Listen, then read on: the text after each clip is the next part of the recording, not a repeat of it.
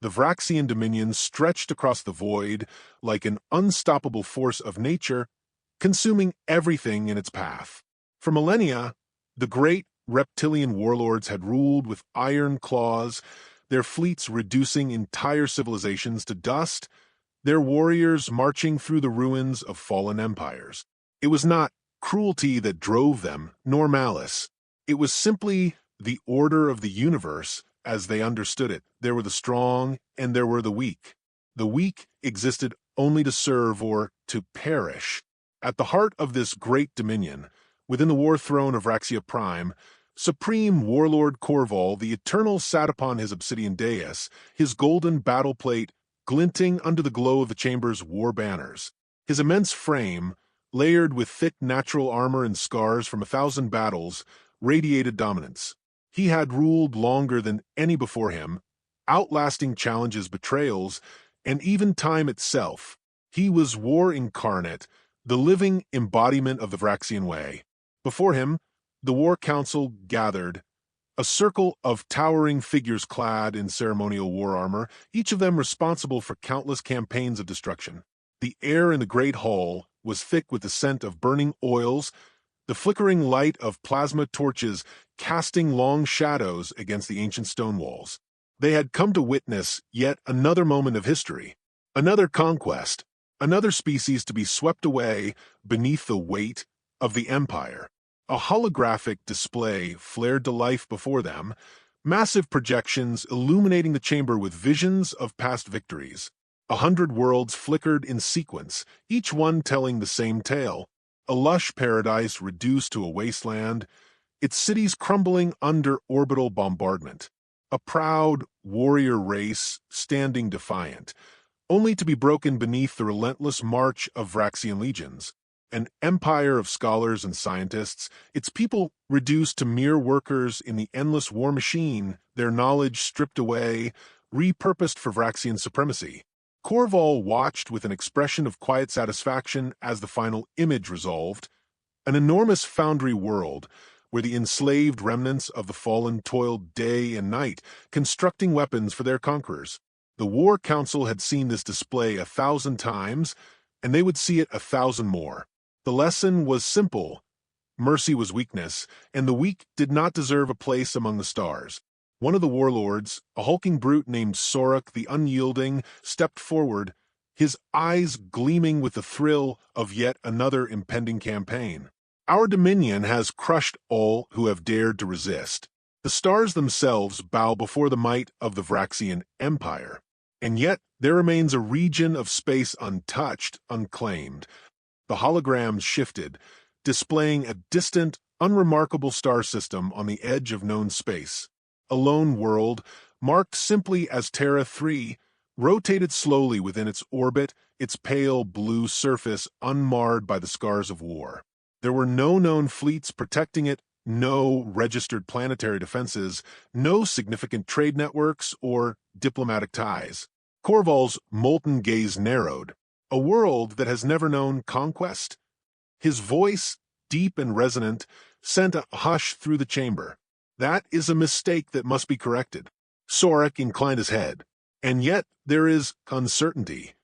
He gestured toward the swirling nebula beyond the system. We have heard whispers. Many who have tried to lay claim to this world have simply vanished. No wreckage, no distress signals. Just silence. The room darkened slightly as more data filled the projection. Fleets sent by lesser warlords, independent raiders, slavers, all had approached the system with the intent to take. None had returned. No transmissions had been intercepted, no evidence of battle discovered. They had ceased to exist. Another warlord, Vurik the Bloodied, let out a scoff. Superstitions. The weak cling to myths when they cannot understand their own failures. But Corval was no fool. He had built his rule not just on brutality, but on calculation. He studied the projection carefully, his mind dissecting the information. It was not unusual for empires to fall, for warlords to disappear. But to leave no trace at all? That was something else entirely. Send the scouts, he ordered. We will learn the truth of this world before we take it. The warlords bowed their heads in acknowledgement. The Vraxian way was unshakable. There was no force in the galaxy that could oppose them. No world they could not crush beneath their heel. And yet, as the chamber's torches flickered against the stone, an unspoken thought drifted through the air. The unknown had never stopped them before, and it would not stop them now. The Vraxian armada tore through the black void of space, its sheer size blotting out the distant stars. It was a fleet designed to erase civilizations. Monolithic dreadnoughts, bristling with planet-killer cannons, escort cruisers armed with enough firepower to level continents, and endless squadrons of assault craft, each piloted by warriors bred for conquest. The fleet moved with terrifying efficiency, their formations tightening as they approached the distant blue-green world of Terra 3. From the bridge of the Dominance unchallenged, Supreme Warlord Corval, the Eternal, watched the planet come into view. It was an unremarkable world, its atmosphere clear, its surface teeming with lush biomes. No orbital defense platforms, no battle stations, no planetary shields. Pathetic, Corval sneered, glancing at his tactical display. A handful of vessels drifted in the system, small, fragile things that barely registered as warships.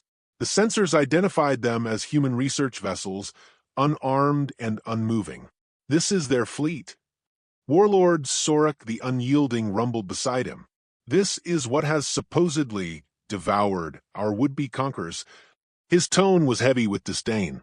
Corval exhaled slowly. If this was the source of the strange rumors, it was a waste of his time. He gestured to his communications officer. Broadcast. A deep, synthetic hum filled the command deck as the Vraxian message echoed across the void. Attention vessels of Terra 3, this world and all within it now belong to the Vraxian Dominion. You will surrender immediately and prepare for occupation. Any attempt to flee or resist will result in your total annihilation. The ultimatum was standard, direct, efficient, the way it had always been. And yet, instead of the usual desperate pleas for mercy or frantic calls for negotiation, there was only silence. Then a reply. A human face flickered onto the main holographic display. A man with short, graying hair and sharp analytical eyes. He wore no armor, no regal insignia, just the plain uniform of a researcher. Behind him, the bridge of his ship looked calm, unbothered. This is Captain Elias Carter of the Horizon, the man said, his voice casual, almost friendly. I take it you new around here. Welcome. Always nice to meet travelers. The War Council aboard the Dominance unchallenged bristled at his tone. Corval's expression remained unreadable. Human, he said, his voice a low growl. You misunderstand. This is not a conversation. This is your one chance to submit. Carter nodded as if considering the offer. Yeah, I get that a lot. Listen, I appreciate the enthusiasm, but we're kind of in the middle of something. He gestured vaguely behind him. Big research project. Really important stuff. So, how about we table the whole subjugation thing for later? A ripple of confusion passed through the Vraxian officers. Do you think this is a negotiation? Corval asked, his voice growing colder. Carter raised his hands in mock surrender. Not at all. Look, I get it. You guys do the whole conquer and dominate thing. Very scary, very impressive. But tell you what, why don't we talk this over? We were just about to have dinner. You're welcome to join us. For a moment, there was silence. On the command deck, the warlords exchanged glances, uncertain if they had misheard. Corval's claws curled against the armrest of his throne. This is a joke. Carter grinned. Little bit, yeah, but the invitation's real. We've got a fantastic chef aboard. Makes a mean steak. The chamber erupted into growls of outrage. Enough of this farce. Warlord Vuric snarled. This world is ours. You will kneel, human, or we will burn your ships from the sky. Carter sighed. I was afraid you'd say that. The transmission cut. For a long moment there was silence. Then Corval exhaled slowly and turned to his weapons. Officer. Destroy them. The command was given. The first volley of plasma torpedoes launched from the Vraxian fleet, streaking through the void in a burning arc of destruction. They struck true, slamming into the human vessels with enough force to obliterate them 100 times over. Explosions rippled across their hulls, fire blossoming in great bursts of light. The warlords watched with satisfaction, waiting for the inevitable. And yet, the ships did not break. The flames of the initial impact faded, revealing hulls that had not shattered but shifted. Their metallic surfaces pulsed, glowing briefly as if absorbing the energy. The outer plating realigned, knitting itself together in an unnatural fluid motion. Corval's eyes narrowed. What? A second wave of fire rained down, disruptor cannons, kinetic bombardments, weapons designed to crack planetary crusts. Again, the human ships absorbed the attacks, their shields singing with an eerie resonance. Energy rippled along their surfaces, redirecting the force harmlessly away. The officers aboard the Dominance, unchallenged, stood frozen.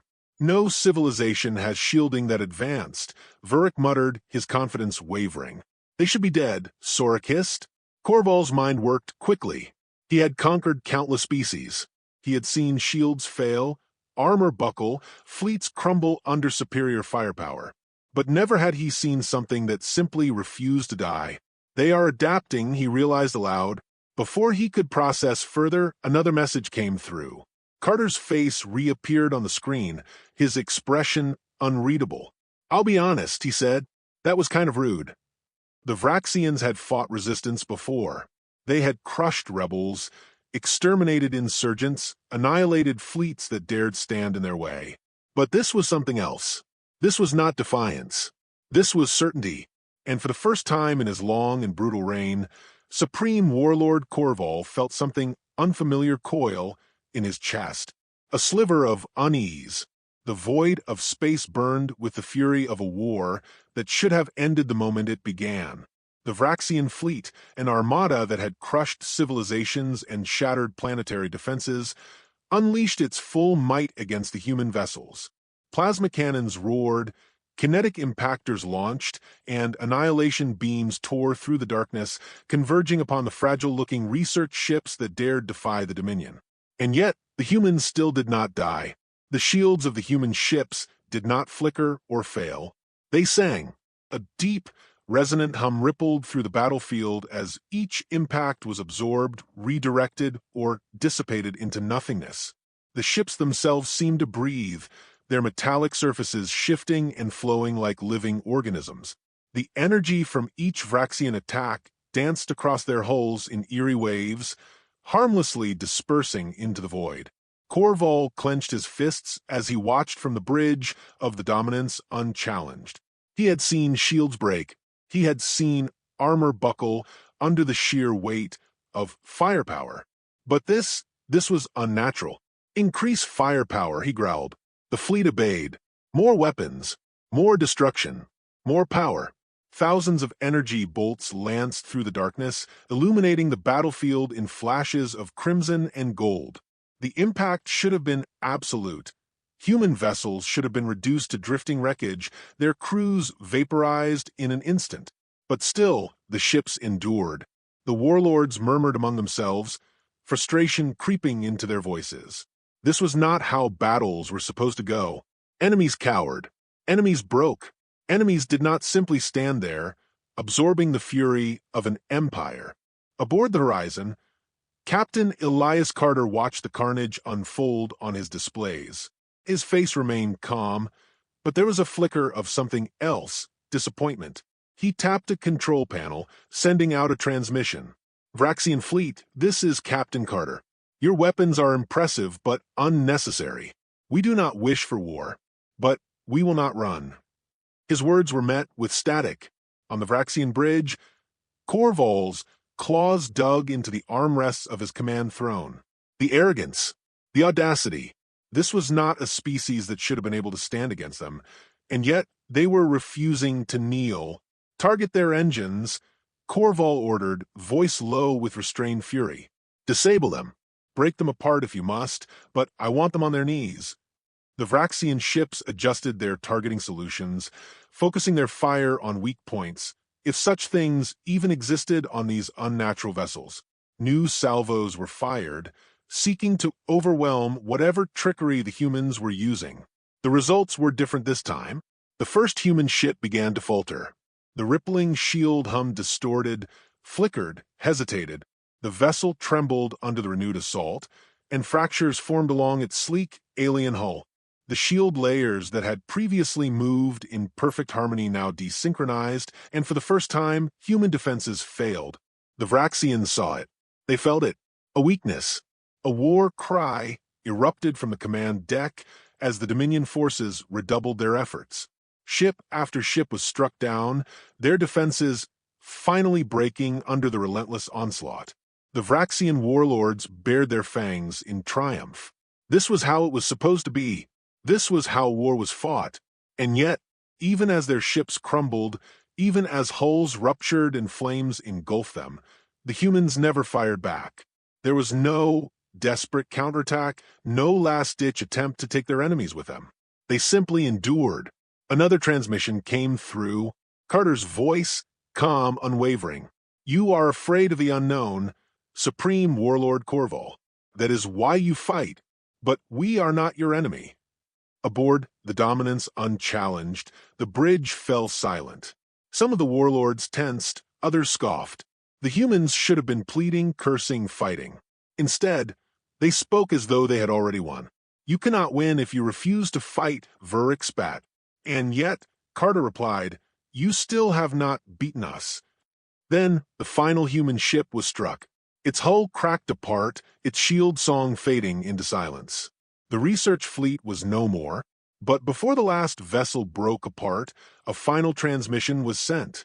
There was no anger, no fear, no desperation, only 3 simple words. "You are always welcome." And then they were gone. The Vraxians had won. The enemy was dead. The battle was over. And yet, for the first time in history, victory felt like a mistake. The wreckage of the human research fleet drifted through the void, silent and broken. Yet, despite their destruction, the ship still held secrets the Vraxian Dominion was eager to claim. The debris was gathered by scavenger teams and transported to Vraxia Prime, the beating heart of the Empire. The warlords, confident in their victory, wasted no time in prying apart the remains of their strange enemy, eager to unravel whatever technological wonders lay hidden within the ruins. Inside the Dominion's most advanced research facilities, scientists and engineers, the finest minds in the Empire, swarmed over the shattered human vessels like predators picking apart a fresh carcass. At first, they met frustration. Standard methods of analysis proved ineffective. The human alloys resisted dissection, their circuitry operated on unknown principles, and their power sources pulsed with energies the Vraxians could barely comprehend. Then breakthroughs. A team led by Chief Scientist Vicar managed to extract an energy core from the wreckage, its surface shimmering with an unnatural shifting glow. It pulsed with power, yet remained cold to the touch. When integrated into a Vraxian battlecruiser, the ship's reactor output increased tenfold, pushing its weapon systems beyond their previous limits. The warlords, upon seeing this, gave a single command: replicate it, improve it, make it ours. More discoveries followed. The adaptive armor plating, once thought to be liquid metal, was in fact a layered matrix of self-repairing nanostructures. When applied to Dominion warships, it made them nearly impervious to conventional damage. Their shielding systems, unlike any seen before, functioned not through brute force but through resonance.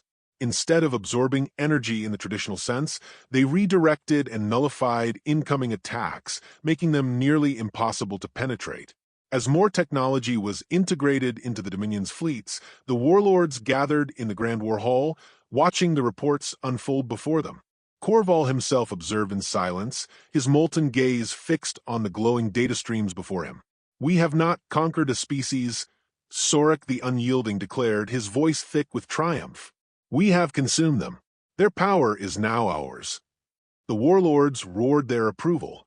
With this stolen knowledge, the Dominion's era of true supremacy had begun. The first demonstration of the newly integrated technology was held on the rebellious world of Xyrith, for a planet that had long resisted Vraxian rule. A fleet of warships, newly enhanced with human-derived energy cores and adaptive shielding, descended upon the planet. Unlike previous conquests, there would be no prolonged siege, no battles of attrition. This would be over in minutes. Corval watched from the bridge of the Dominance unchallenged as the fleet powered its new weapons. They had modified their plasma disruptors, adjusting them to mirror the frequency oscillations found in the human ship schematics. The effect was devastating. The first strike hit the upper atmosphere. The sky itself cracked apart, the ionosphere collapsing in on itself, destabilizing weather systems in an instant. The second strike hit the surface. The oceans boiled into nothing, their waves evaporating before they could crash against the now-melting shorelines. The third and final strike erased the planet. Not shattered, not broken, erased, where Xyreth, for had once been, only a slowly expanding cloud of atomic dust remained. The Vraxian War Council erupted into cheers and laughter. The ultimate weapon was now theirs. No more need for prolonged wars, no more need for costly invasions. They had taken humanity's greatest strength, and now they would wield it against all who opposed them. Corval allowed himself a rare smirk. The Dominion would never be challenged again. Then the celebration stopped. Because a human had arrived, the figure stood in the center of the Grand War Hall, unarmed, unarmored, unafraid. No one had seen him enter. No alarms had been triggered. No guards had reacted in time. He was simply there. Corval stood slowly, his massive frame casting a shadow over the smaller figure. The human should have looked fragile, weak, insignificant. But his presence was suffocating. His eyes, dark and calculating, were not the eyes of prey. The warlords tensed. This was wrong. The human spoke. "You have taken what is ours," he said, his voice steady, perfectly fluent in Vraxian. "This must stop." Silence. Then laughter. Vuric the Bloodied stepped forward, towering over the human. "Must it?" he sneered. "And what will you do, little one? You stand alone in the heart of our empire. No weapons, no army, no warships. You come here with warnings?" The human's expression didn't change. Jonathan Hale tilted his head slightly. "We came with an invitation," he said simply. A pause. "We always do." Corval's claws dug into the armrest of his throne. "You think you can threaten us?" The human smiled. "No," he said. "I'm here to warn you." The warlord scoffed. Corval rose to his full height, his voice absolute. "We have already won, human." Jonathan Hale did not blink. "Have you?" And with that, he was gone.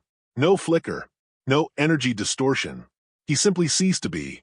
The warlords, for the first time in their long and bloody history, felt something they had never known. Doubt. The Vraxian armada surged through the void, its war engines burning with stolen power. Never had the Empire moved so swiftly, their fleets tearing through the darkness faster than ever before. The integration of human technology had eliminated their previous limitations. Where once they would have taken weeks to cross the galactic expanse, they now arrived in mere days. At the heart of this massive invasion force was the Dominance unchallenged. Its hull reinforced with adaptive plating scavenged from the wreckage of human ships. The engines pulsed with energy extracted from alien cores, their signatures humming with frequencies even the Vraxian scientists barely understood. The fleet bristled with weapons derived from humanity's most complex technologies, cannons that could strip a planet down to its molten core, disruptors that could shatter the bonds of matter itself. This would be the greatest victory in the history of the Dominion. From his command throne, Supreme Warlord Corval surveyed the display before him, the image of Earth growing larger with every passing second. The homeworld of humanity, the last bastion of a species that had refused to submit, that had dared to speak as equals. His warlords stood at attention, their eyes gleaming with the thrill of impending conquest. No defenses could stand against them now. "Deploy the fleet," Corval commanded. "Let them know their time is over." The invasion force began its approach. And then everything changed. The moment the first Vraxian ships entered Earth system, the void shifted. 1 second, the space around them was empty. The next, it was not. They did not detect the human fleet. There was no hyperspace signature, no telltale distortion of teleportation technology. The ships were simply there. Hundreds of them. Thousands. Sleek, black vessels of impossible design. Their surfaces reflected no light. Their hulls seemed to shift and twist, as if they existed slightly out of sync with reality itself. They were positioned perfectly, as though they had been waiting, not just for the invasion force to arrive, but for the exact moment and exact position they would appear in. A ripple of unease passed through the Dominion fleet. This was not how war was fought. This is impossible, Verrick the Bloodied muttered. Corval's claws tightened on his throne. No, he corrected. This is something we do not understand. He had never feared an enemy before. But as he stared at the human fleet, as he felt the absence of things he could not name, something deep within his core began to stir. The realization came, sharp and undeniable. Humanity did not move through space.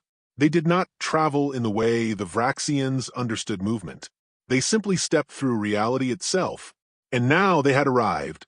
A transmission came through. Corval already knew who it would be before the image resolved. Jonathan Hale stood on the other side of the transmission, his expression unreadable. No grand speeches, no threats, just a simple, calm certainty. You don't have to do this, he said. The War Council seethed. Corval bared his fangs. We have already won. Hale tilted his head slightly. You believe that? A pause. We'll give you one last chance to turn back.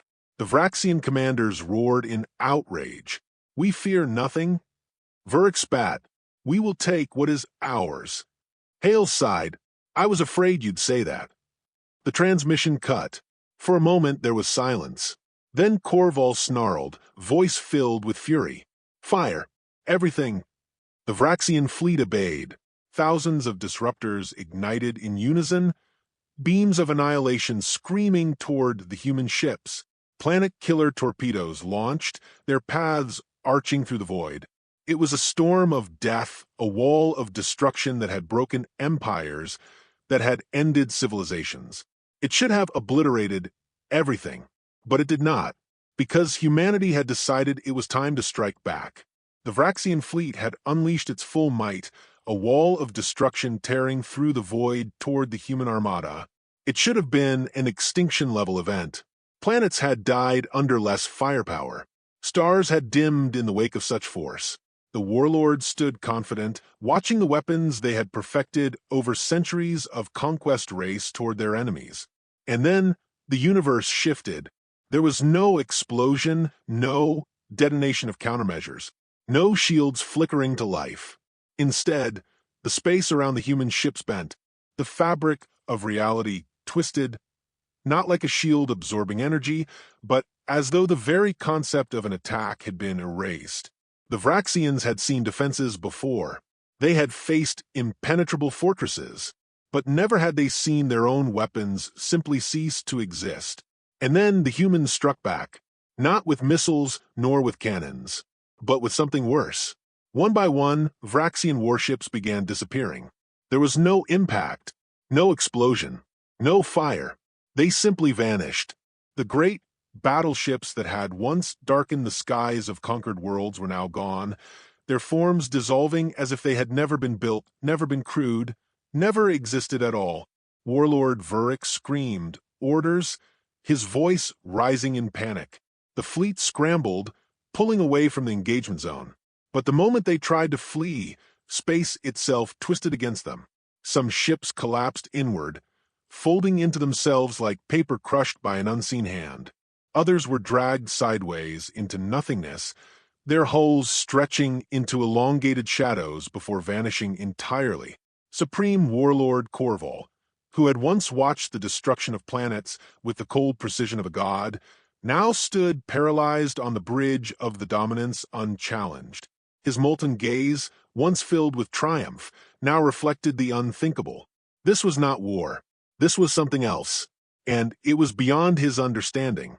From the viewport, he saw his empire's finest warships disappear one after another, entire battalions erased from reality as though they had never been. A transmission flickered onto the main display. Jonathan Hale. The human stood in the same position as before, calm, unshaken. The storm of annihilation around him did not touch his ship. It was as if he existed outside of it all, an observer rather than a participant. Corval, once proud, once eternal, felt something stir deep in his core. Terror. He had faced enemies that had refused to kneel before. He had crushed worlds that had dared resist. But this was not resistance. This was the end. Across the Dominion, the collapse had already begun. Reports flooded in from the outer sectors, fleets vanishing, colonies going silent, entire worlds disappearing from the star maps. Not conquered, removed. The Vraxians had believed in absolute strength, in war as the ultimate truth. And now, war had been rendered meaningless. Corval's claws dug into the armrest of his throne. His empire, his way of life, was unraveling before his eyes. There was nothing left to fight, only the cold, creeping realization that they had never stood a chance. For the first time in his long and brutal reign, Corval spoke not as a conqueror, but as a desperate man. His voice, once filled with authority, now shook. Please. Jonathan Hale remained still. He did not gloat. He did not mock. He simply listened. Corval exhaled, struggling to find words that had never once been spoken by a Vraxian warlord. We seek peace. A long silence followed. Then, finally, Hale nodded. You only had to ask. The transmission ended. The screen went black. Corval slumped back into his throne, staring into the endless abyss of space. The Vraxians, once the masters of war, now knew true fear. And they would never recover.